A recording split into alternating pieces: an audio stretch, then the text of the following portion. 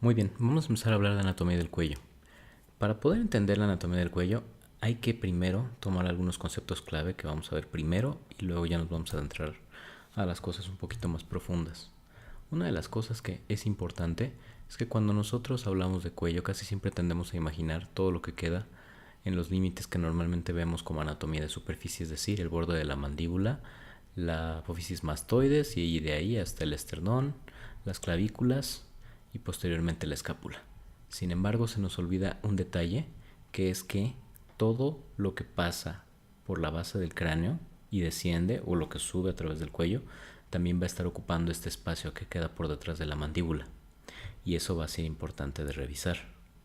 Si entendemos eso y nos empezamos a basar en algunos puntos anatómicos, vamos a poder entender fácilmente qué es lo que nos vamos a encontrar en el cuello. Vamos a ver desde la porción superior o cefálica hacia la porción inferior o caudal. Nos vamos a encontrar primero el reborde mandibular, que vemos aquí, la apófisis mastoides, que se va a encontrar una a cada lado, el hueso hyoides, que vemos aquí marcado como el número 1, la escotadura del cartílago tiroides, que nos vamos a encontrar marcada en esta imagen con el número 4. En el número 5 nos encontramos propiamente el cartílago tiroides. En el 7 nos vamos a encontrar al cartílago cricoides. Luego nos vamos a encontrar al tubérculo carotídeo, que está sobre C5. En esta zona es la apófisis que se ve un poquito más grande del resto de las vértebras. Y tenemos también al esternocleidomastoideo, que si bien no está dibujado, va a ir desde la apófisis mastoides, una de sus cabezas al esternón y otra de sus cabezas a la clavícula. Esto la vamos a tener en esta dirección. Además de dos fosas. La fosa supraesternal, que es el espacio que queda entre las cabezas de las clavículas y la porción superior del esternón, y la fosa supraclavicular mayor, que es la que queda entre el esternocleidomastoideo, el borde de la clavícula y el músculo trapecio. El otro concepto importante es el de fascias. El cuello va a estar definido por unas fascias muy bien preestablecidas. Si nosotros vemos el cuello de la parte superficial a la profunda, nos vamos a encontrar varias capas.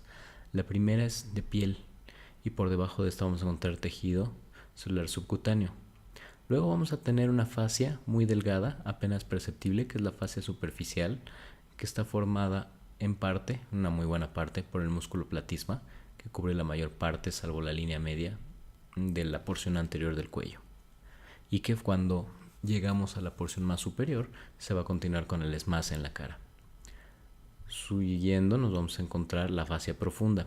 La fascia profunda, en el sentido estricto, en realidad se compone de tres diferentes fascias. La fascia superficial, que es la que tenemos aquí marcada en verde, que va a cubrir las estructuras que son los músculos más superficiales, sin contar el platismo obviamente, que son el esternocleidomastoideo y el trapecio.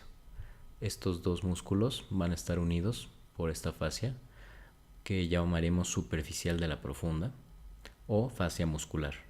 Posteriormente nos vamos a encontrar una fascia media o visceral, que es esta, en la cual vamos a ver todas las vísceras de la línea media cubiertas. Cuando hablo de las vísceras me refiero a la laringe, a la tráquea, al esófago y a la glándula tiroides, las paratiroides, etc. Algunos anatomistas dicen que los músculos cinta que tenemos aquí están cubiertos por fascia de la media, de la profunda, y algunos otros dicen que están cubiertos por superficial de la profunda. En realidad no es tan importante ese detalle. Finalmente, en la parte más profunda, cubriendo a la columna, que es lo que tenemos central en el cuello, y a los músculos de la masa común, nos vamos a encontrar una última capa de fascia, la más profunda de las profundas. Y a esta le llamamos justo así, profundo de las profundas. Y vamos a tenerla dividida en una parte que es prevertebral y una que es alar.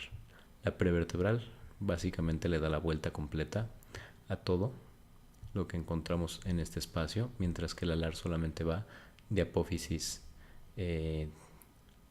transversa a apófisis transversa, de tal manera que tenemos un pequeño espacio aquí que en algún momento hablaremos un poco más adelante.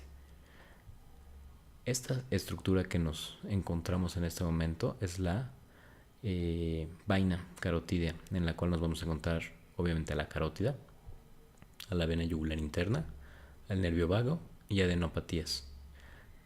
Esta va a tener colindancia con la fascia media, con la fascia profunda y con la fascia superficial, todas ellas de la profunda. Por lo tanto, se considera que la vaina carótida es la única estructura del cuello que va a estar totalmente constituida por las demás fascias. ¿Qué tiene de importancia esto? Bueno, nos va a estar formando espacios, ya que las infecciones y también la manera en que se distribuyen las neoplasias tiende a respetar algunas de las fascias.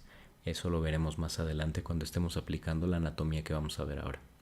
Y también cuando querramos empezar a pensar en cuáles son los techos y los pisos de nuestros triángulos, hay que recordar algo bien importante. En el cuello, lo más superficial es siempre la fascia superficial, también llamada musculoplasma, de tal manera que en todos nuestros triángulos el techo va a estar constituido por el músculo platisma. Y siempre vamos a hablarle al techo a lo que esté más cercano a la piel, aunque en las estructuras de los triángulos de submandibular y submentoniano podríamos pensar que lo más cercano hacia arriba es el piso de la boca. Siempre cuando hablamos de techo nos referimos a la piel, y cuando hablamos de profundo, lo que va hacia adentro en el cuerpo. ¿Ok? Con esos detalles vamos a empezar a hablar de los triángulos.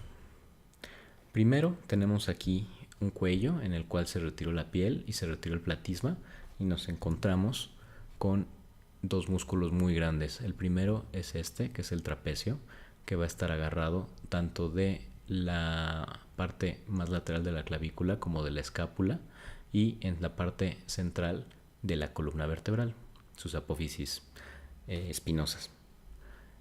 Este otro músculo, que es probablemente el que la mayor parte de la gente llega a conocer, es el esternocleidomastoideo. El mastoideo viene por su inserción superior, que está en la apófisis mastoides, y lo externo y lo cleido se refiere a sus dos porciones que van a estar inferiores, una de ellas hacia el esternón y la otra hacia la clavícula. Este músculo nos va a dividir al cuello en dos regiones, una región anterior, una región lateral y una región que llaman algunos anatomistas esternocleidomastoidea. Es decir, cuando nos ponemos ahora sí a dar todos los bordes del cuello, necesitamos definir el borde superior como aquel formado por la base de la mandíbula y la apófisis mastoidea y la línea nucal, y en la porción inferior por la escápula, el borde superior, por la clavícula, el esternón y las estructuras contralaterales exactamente iguales. Si el esternocleidomastoideo lo tenemos como la división del triángulo anterior y del triángulo posterior, nos queda un triángulo anterior formado entre el borde anterior del esternocleidomastoidea, la línea media, que es imaginaria, y el borde inferior de la mandíbula, así como un triángulo posterior que va a estar formado por el borde anterior del músculo trapecio, la borde superior de la clavícula y el borde posterior del músculo esternocleidomastoideo. Todo lo que queda por debajo del esternocleidomastoideo se le llama así, región esternocleidomastoideo. Y finalmente la nuca, que es la porción posterior y que prácticamente está cubierta por el músculo trapecio.